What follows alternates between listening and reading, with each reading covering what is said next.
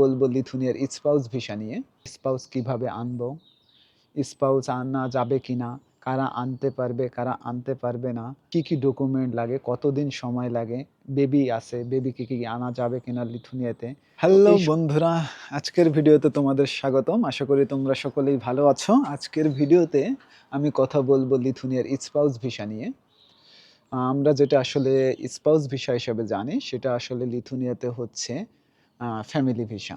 তো অনেকেরই কোয়েশ্চেন থাকে যারা বাংলাদেশ থেকে লিথুনিয়াতে আসবে, তো অনেকেরই কোয়েশ্চেন থাকে যে স্পাউস কিভাবে আনবো? স্পাউস আনা যাবে কিনা? কারা আনতে পারবে, কারা আনতে পারবে না? এছাড়া কি ডকুমেন্ট লাগে? কতদিন সময় লাগে? বেবি আছে, বেবিকে কি আনা যাবে কিনা লিথুনিয়াতে? তো এই সকল কোয়েশ্চেন অনেকেরই থেকে থাকে। তো আমার কাছে যারা জিজ্ঞেস করে আমি তাদের পার্সোনালি অ্যান্সার দেওয়ার চেষ্টা করি। আমি যে এতগুলো ইনফরমেশন জানি, সেই ইনফরমেশনগুলো ইন জেনারেলি আমি তাদের দিয়ে থাকি। তাই আমি আজকের এই ভিডিওতে এই কোয়েশ্চেনগুলো নিয়েই এই ভিডিওটি আমি তৈরি করতেছি। আশা করি ভিডিওতে অনেক গুরুত্বপূর্ণ ইনফরমেশন পেয়ে যাবেন।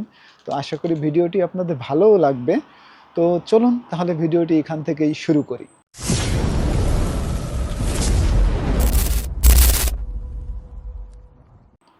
তো প্রথম যে কোশ্চেনটি সেটি হচ্ছে কারা লিথুনিয়াতে স্পাউস আনতে পারবে।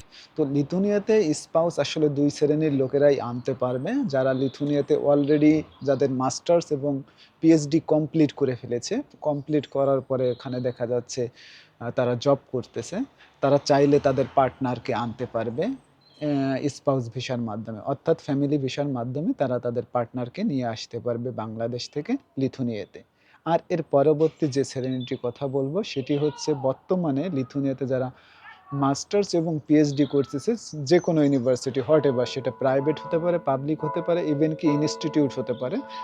এই সকল প্রতিষ্ঠানে যারা ব্যাচেলর এবং যারা মাস্টার্স এবং পিএইচডি করতেছে তারা চাইলে তাদের স্পাউসকে নিয়ে আসতে পারবে, ইভেন কি তাদের বেবিকেও নিয়ে আসতে পারবে। আর অনেকের কোয়েশ্চেন থেকে থাকে যে বেবিকে আনা যাবে কিনা? হ্যাঁ, আপনি ফ্যামিলি ভিসার মাধ্যমে আপনি আপনার বেবিকেও আনতে পারবেন লিথুনিয়াতে। ইভেন কি আপনার যদি এক বা একাধিক বেবি থেকে থাকে তাহলে তাকেও আনতে পারবেন এই ফ্যামিলি ভিসার মাধ্যমে। তো আরেকটি গুরুত্বপূর্ণ হচ্ছে যারা ব্যাচেলরের স্টুডেন্ট, তারা জানতে চায় আসলে স্পাউস আনা যাবে কিনা? তাদের জন্য আসলে এটা খুবই খারাপ সংবাদ। লিথুনিয়ার যে বর্তমান আইন আছে সেই আইন অনুযায়ী ব্যাচেলরের কোনো স্টুডেন্ট তাদের স্পাউস আনতে পারবে না। সুতরাং আপনাকে ব্যাচেলর শেষ করে এখানে জব যদি করেন, তাহলে দেখা যাচ্ছে আপনি জব করা অবস্থায় আপনি আপনার স্পাউস আনতে পারবেন। তো ব্যাচেলরদের জন্য আসলে এখানে কোনো সুখবর নেই। আর এর পরের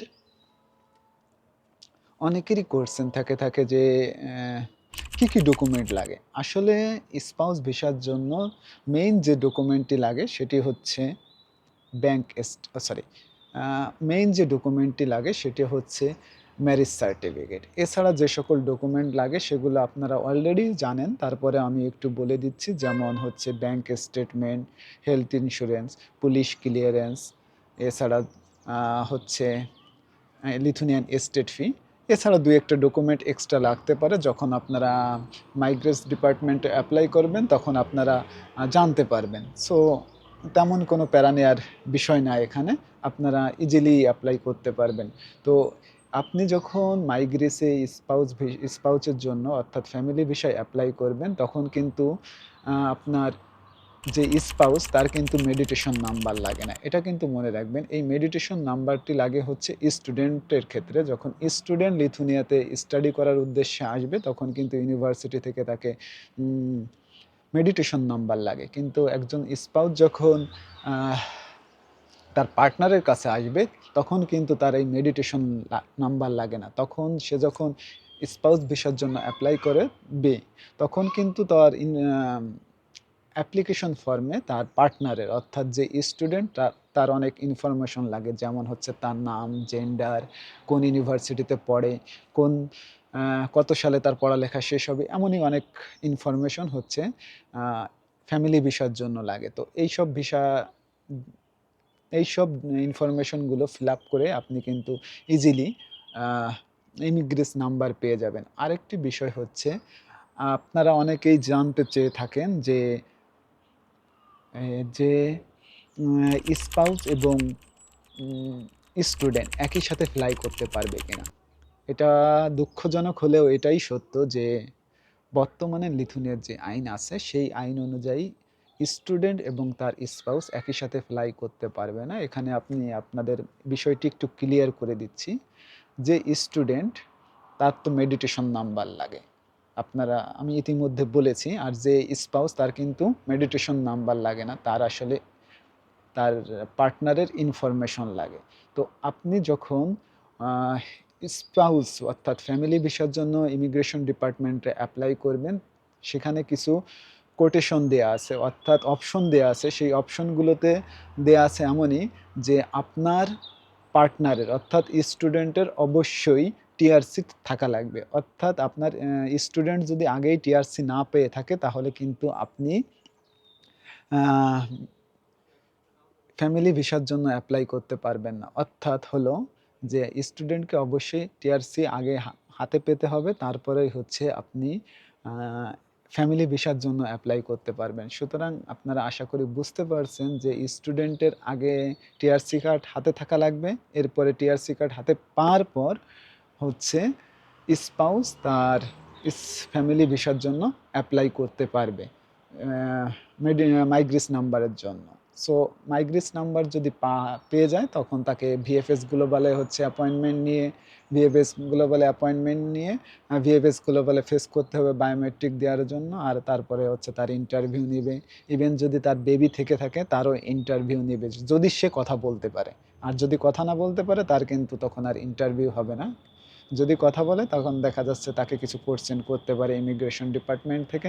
এটাও একটু মাথায় রাখবেন। আর এরপরে হচ্ছে ওয়েট করতে হবে 1 থেকে 2 মাস। আশা করি 2 মাসের বেশি লাগার কথা না। 2 মাস পরে দেখা যাচ্ছে কি আপনারা টিআরসি কার্ড হাতে পেয়ে গেলে যেভাবে ফ্লাই করতে হয় আপনারা অলরেডি জানেন যে কিভাবে ফ্লাই করতে হয়। তো এটা নিয়ে আমি আর কথা বাড়াতে চাচ্ছি না। তো আশা করি আপনাদের ভিডিওটি ভালো লেগেছে। আজ ছিল এই পর্যন্ত। তো যদি আপনাদের কোনো কোশ্চেন থেকে থাকে তাহলে অবশ্যই আপনারা আমার ভিডিওর কমেন্ট বক্সে গিয়ে কমেন্ট করতে পারেন। আর ভিডিওটি যদি ভালো লেগে থাকে তাহলে ভিডিওতে অবশ্যই একটি লাইক করবেন।